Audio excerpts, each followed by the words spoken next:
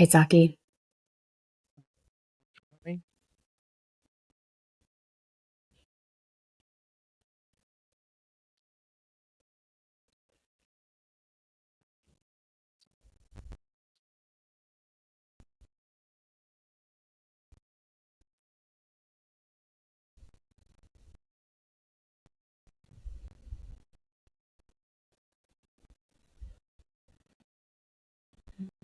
You'd like to tell us about yourself a bit?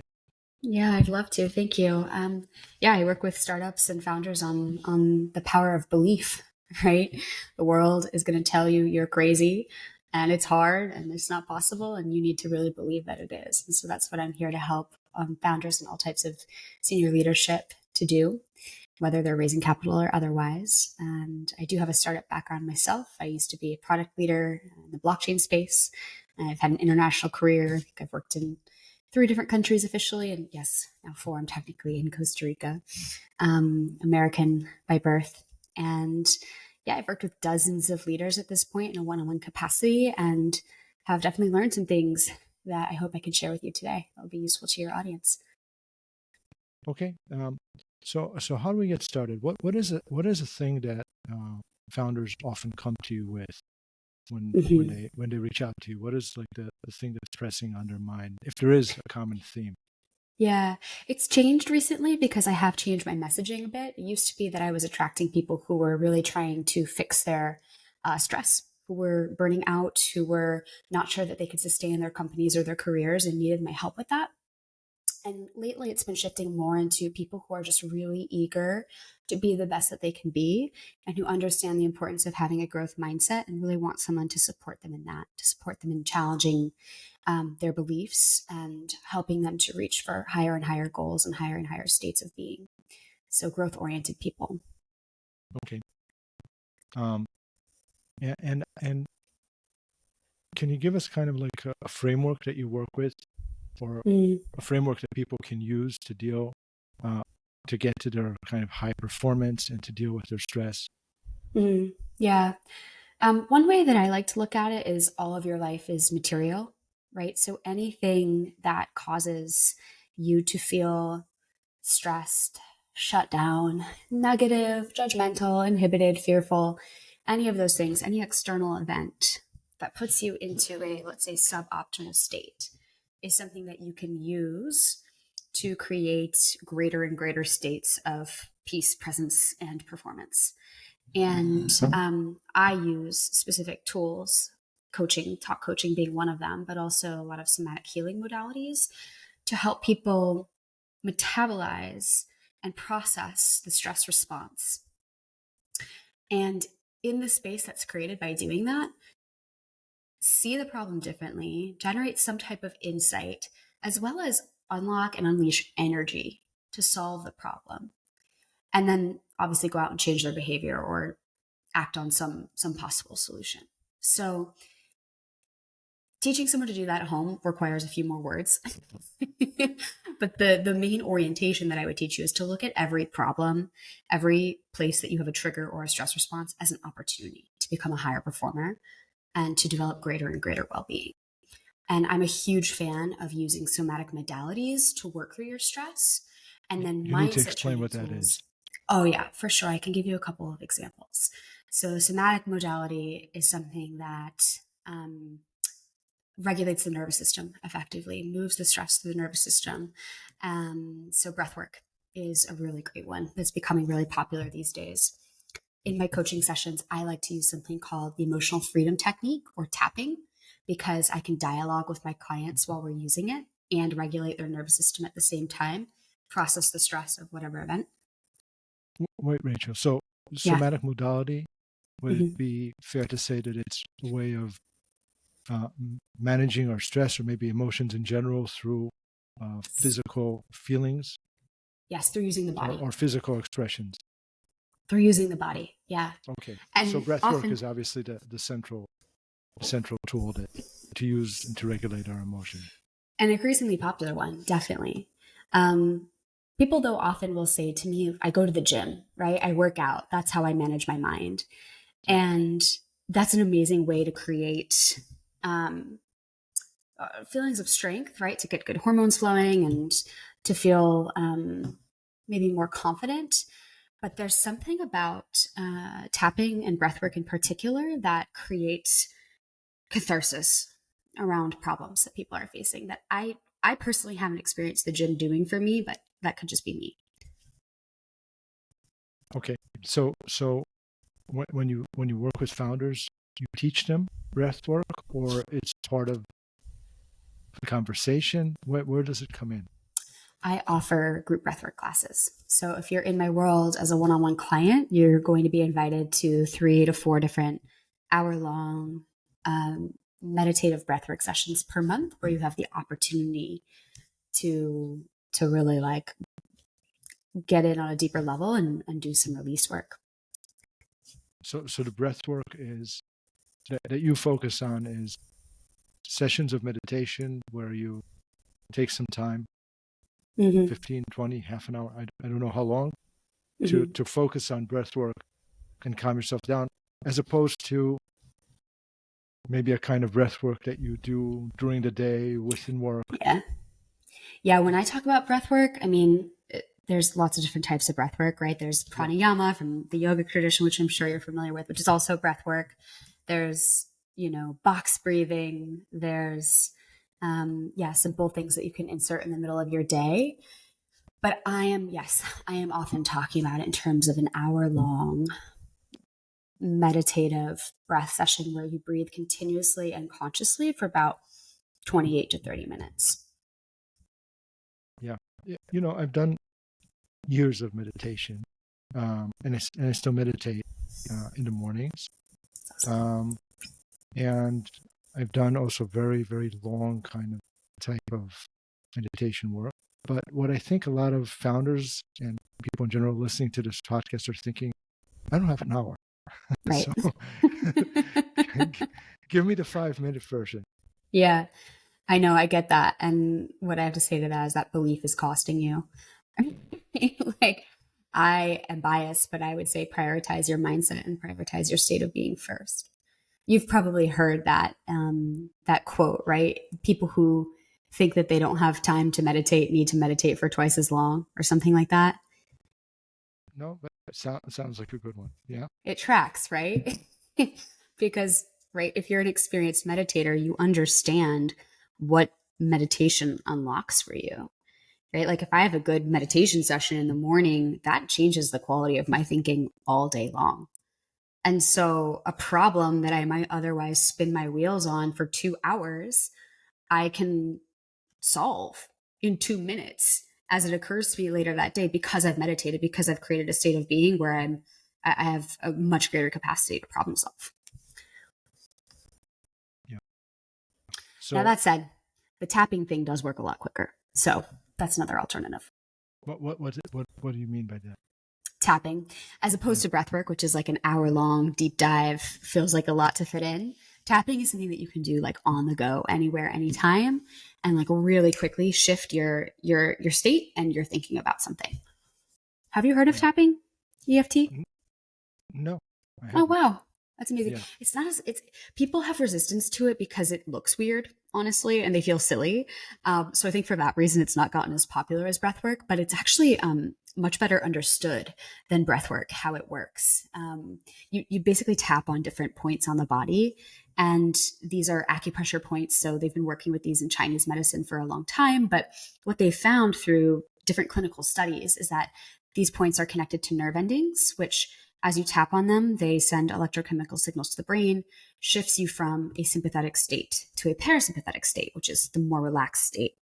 And for some reason, when you combine the tapping and the shifting of state with language to talk about the problem or whatever it is that's causing you stress, it can totally rewire your thinking about that thing. So it's like something that you could use to prepare for a meeting, right? Or to deal with a certain person at work who routinely stresses you out, that kind of thing.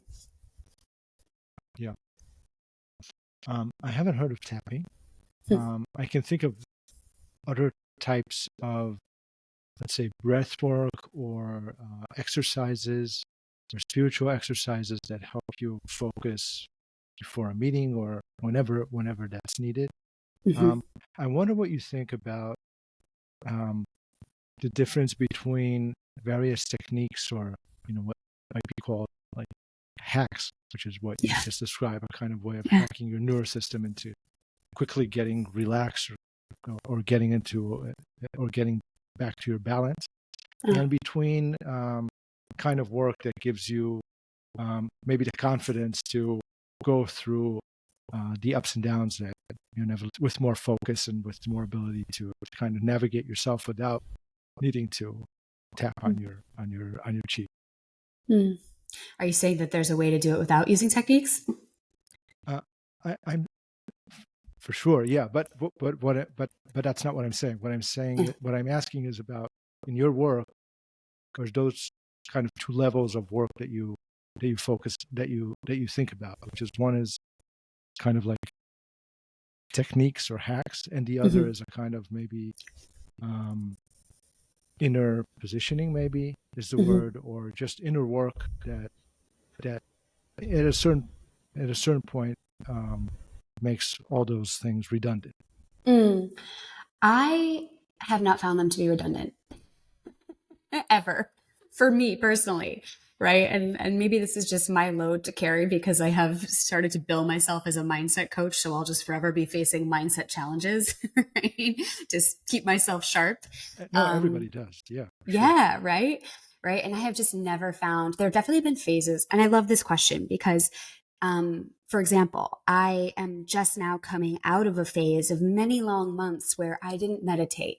I took some time off of my stillness practice because it was no longer really speaking to me. And I had a lot of other hobbies that I was juggling. And I felt, I trust myself. I trust kind of how I'm guided to use my time and energy. And I knew I was willing to part with that for some time. But in the last couple weeks, it's occurred to me that I'm now missing that practice. And then that practice would really be serving me again. And that there's a certain quality, again, of thinking that I'm not accessing as regularly as I used to because I'm too far from my meditation practice. And so I'm again returning to that. And so while I think that you can absolutely, like things, different practices can be more or less useful to you at different times, I don't think that they'll ever not be useful. I personally have not, ascended to such a level where I don't need tools. I would love to, but I haven't. Yeah, no, I don't think I don't really believe anyone completely does. Yeah. um, but I do think those are kind of two levels of working on yourself Hmm. in a way, Yeah. and not Yeah. that they have to contradict. You can do both, but Right. uh, Yeah. And sometimes in my work, like we don't always use tools or techniques, right? Sometimes it's just me talking to the client and believing in the client and holding that point of view that shifts them into that, you know, level of belief themselves, right? Sometimes it's that easy. Um, it doesn't always have to feel like there's some sort of like mechanical process that you have to go through. And I think they're always useful. interesting that you.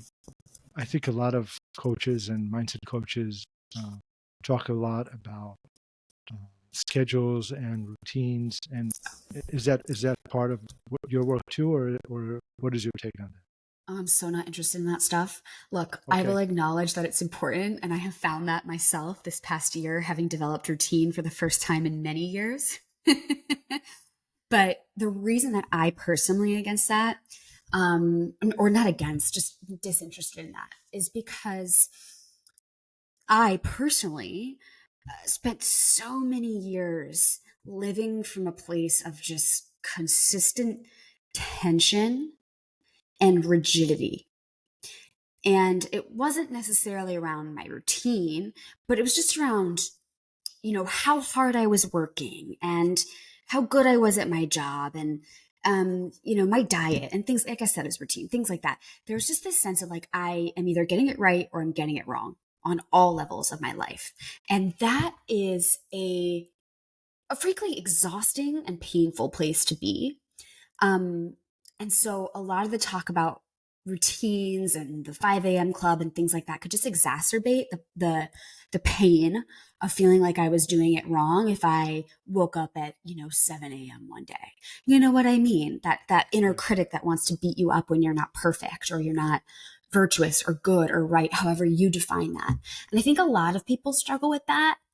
And a lot of people could be a lot more successful with a lot more ease if they would actually relax a little. And so I think routine and structure actually gives us safety and gives us space to relax. I have found the value in it. But for most people, they actually need to experiment with having a little bit less of it or being a little bit less attached to it and trusting themselves a little more, if that makes sense. Yeah, well, I definitely agree that when you have a routine, there's the risk of becoming dependent on the routine. And then Yeah. when you miss the routine, either because you just didn't wake up on time, which happens, or Mm-hmm. something comes to disrupt your routine from the outside, um, then yeah, if you're too dependent on it, it becomes a source of fragility instead of a source of strength, and Yes. that's yeah, and I know that for myself, it happens also. But Mm-hmm. and I think for me it's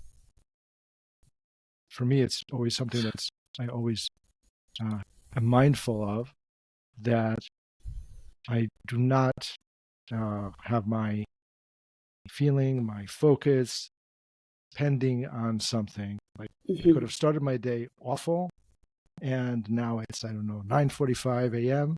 Had a Mm-hmm. terrible morning, but I'm still going to have a good day. It's not. Mm-hmm. I'm not. I haven't given up on the day because morning didn't work out for whatever reason. So Yeah. yeah. I bet your meditation practice helps with that. No, well, not necessarily, because the point is, what if I miss my meditation practice? What if, Yeah. it's it's still not an excuse not to be at your best. I think True. the bigger challenge is to remember that, because you can come back to yourself in an instant, and Yes. that's what you need to remember, basically, and that's what's easy to forget too, That's if part you of understand what I'm saying. I think I do. And it's part of why I talk about presence so much. I make a big deal about being present as a leader because presence has obviously a dual sense. Like there's the present moment presence and then there's leadership presence. And I think they're linked. But that present moment presence is what um, just allows you to show up also most resourced and most capable and most powerful as a leader, right? Because you're not wasting energy worrying about how much your morning was off or what's going to happen next, right? So yeah, I really love that and I resonate with that. Yeah, that's something that you train your clients, or Yeah.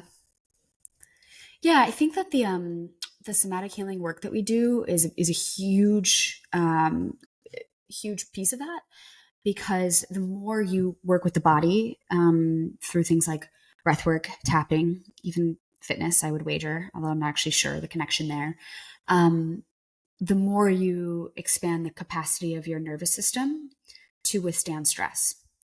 So the less stress you're feeling, the less easy it is for your mind to get carried away with you, and the more present you become. okay.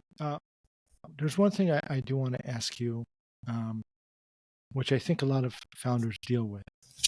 So yeah, I'll speak louder. Thanks.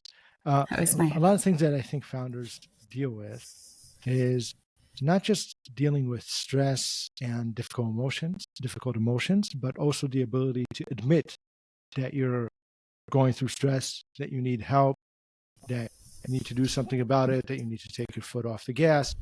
And um, that is, I think, a very tricky moment for a lot of founders. And how do you address that? Yeah. Oh I mean, man, I thank you for guess a bringing lot that of one people up. come to you after they've already acknowledged that they need Hmm. help, because that's why they're talking to you. But what can you say about making that step? Yeah. Oh man, that's a tough one because you're right. So many people will wait until they've hit an absolute breaking point to open up and to seek help. And I want to sit with that for a second because I don't want to just say some platitude. I think one thing that I've recognized through the particular work that I do, which is not just about metabolizing stress, it's also about metabolizing and working with all types of emotion. So, kind of big, scary, ugly emotions like anger and grief and I mean, those are the main ones like anger, grief, fear. It actually takes a lot of courage to look at those things, to look under the hood of what you're really experiencing, because it's so not normalized in our culture, and because people do have this association with feeling those things with being weak. But in reality, they can become a competitive advantage. And so I would like to speak into the part of the the founders out there that are performance driven, that could maybe get their minds around how, oh, like if I learn to acknowledge, feel, and process emotions, I'm not weak, I'm savvy. I'm savvy because I'm clearing out some of the gunk that's in my system, and I'm becoming a more clear and present leader. And that is actually boosting my executive decision making, my level of insight, my capacity to navigate conflict with my team, right? It's actually the function of a high performing and dedicated leader to take care of themselves in that way, not a weakness. That's my take. Okay, good. Excellent. Yeah. Okay, we're close to our end here. So, uh, as you know, we take the last few minutes to. I ask my guests to give a few tips, 5 tips for startup founders. So, could you please?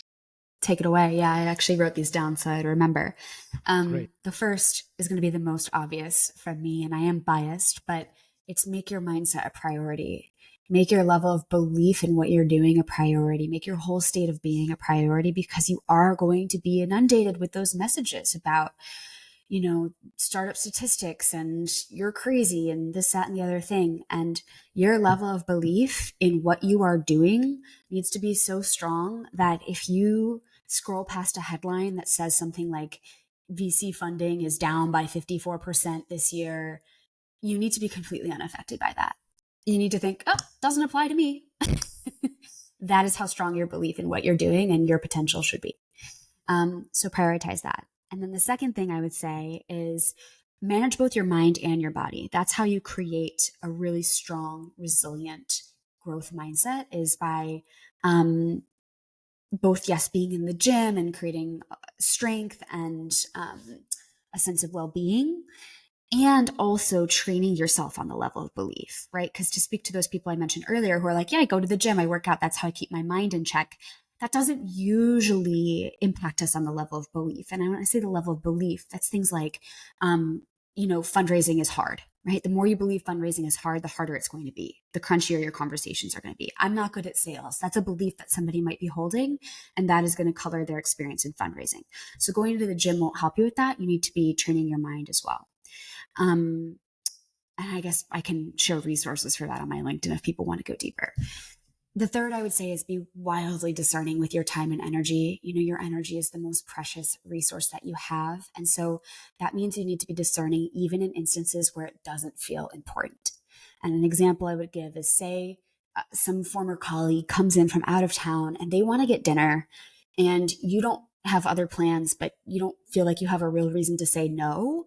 And so you go along with it, even though it doesn't really feel life-giving or exciting for you to do so. Practice saying no to things like that, because the more you are discerning in places where it doesn't seem important, the easier it is for you to be discerning in places where it's really important, and much harder to do. You have to teach yourself who you are through those decisions. The fourth thing I'd like to share is that you understand what ultimately is going to sell an investor on, let's say, your product versus an equivalent competitor's product, is going to be their connection to you, right? A lot of people talk about founder confidence, but I think that sales is ultimately about connection, right? It's about connecting two people in a business relationship. It's about connecting the customer or the investor and the problem that they want to solve, the goal that they have, right? And your capacity to create connection with another human is predicated on your own level of openness in that moment, which is usually a function of your presence, your relaxation. So that takes us back to the importance of tips 1 and 2.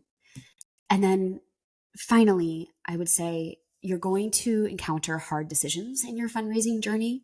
There's going to be places where you have to make trade-offs, or you don't know what the best move is. Like maybe you have an offer from a partner that you're not completely sold on and you're not sure if you should take it or keep pushing and try to find a more ideal partner. And in those situations, I would say it's really wise and beneficial for you to first zoom out and figure out what you value first. So, do you value being the type of leader who's absolutely relentless about having relationships with the right people in business?